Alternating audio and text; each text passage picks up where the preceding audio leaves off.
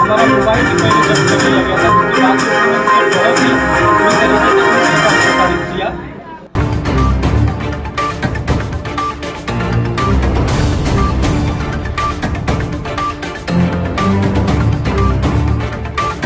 दोस्तों नमस्कार, आदाब। मैं हूं नेहा सैयद और आप देख रहे हैं मीडिया पब्लिसिटी न्यूज़।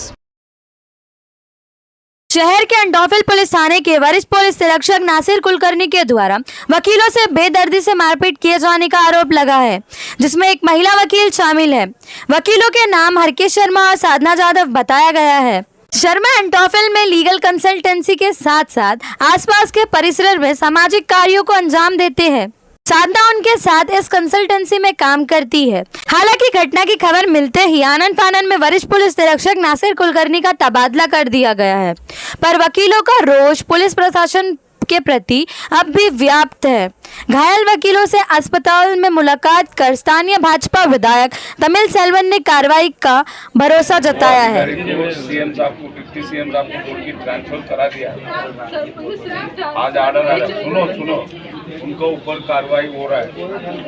ये मेरा भाई का तरीका है, डीन साहब है, अच्छा आपको देखभाल करेंगे। बिंदा साहब रहे, हम लोग आपका पीछे है, कोई प्रॉब्लम नहीं रहेगा। जो हो गया हो गया। लोगों ने मारा एडमिटिंग। मुझे कल दोपहर में जो अंडरफील पुलिस स्टेशन के जो सीनियर पुलिस इंस्पेक्टर है, जिनका नाम है नासिर कुलकर्णी, और उनके जितने भी सहयोगी हैं, उन्होंने मुझे बिल्कुल जानवर की तरह इस प्रकार से सीढ़ियों से घसीटकर ऐसे लात दूसरों से मारते हुए एक ऐसे बंद कमरे में ले गए, जहाँ पे मुझे वो इस तरह मारते थे कि जैसे मेरी जान निकल जाएगी।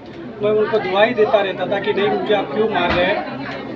मैं अगर कोई काम कर रहा हूँ, अच्छा काम करता हूँ, तो अगर मुझे बहुत अफसोस हो रहा है इस बात का कि ये अगर फल है इस तरीके से पुलिस आज मुझे इस प्रकार से मार रही है। मेरी वो एक नहीं सुनते थे और वो कहते थे कि जो हम आपसे स्टेटमेंट लिखा रहे हैं हमको लिख के दो। वो बार बार मेरे से इस प्रकार का बर्ताव इतना मारते थे कि मुझे माफ़ी मांगनी पड़ती थी कि आप मुझे माफ़ कर दो। मैं बार बार उनको दुआई देता था, लेकिन उनका मारना रुक नहीं रहा था।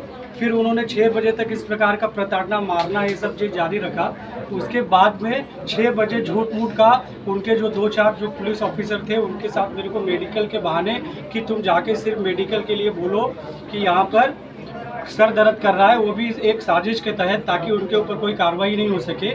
उसके बाद में हमने कभी किसी परिचित को कोई जानकारी नहीं दिया था।